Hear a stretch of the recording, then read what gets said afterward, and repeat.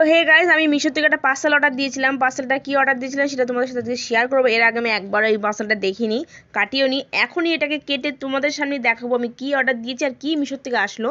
তো চলো বেশি টাইম নষ্ট না করে এটাকে কাটা যাক।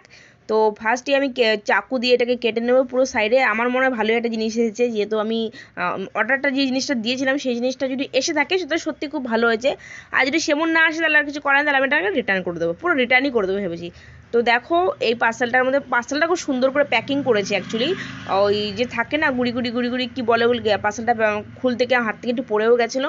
তো যাই হোক, চলো এবার এটাকে ওপেনিং করা যাক, ভিতরে কি আছে তাই না। আর আমাদের রাস্তা দিয়ে প্রচণ্ড গাড়ি যাচ্ছে, তো যে কারণে একটু অসুবিধা হচ্ছে। মানে সাউন্ড তো আমি ভয়েস তো দিচ্ছি, তার সাথে সাথে রাস্তায় যে অটো যাচ্ছে অসুবিধা হচ্ছে ভয়েস দেখে। তো যাই হোক, চলো দেখিয়ে দিই কী এসেছে।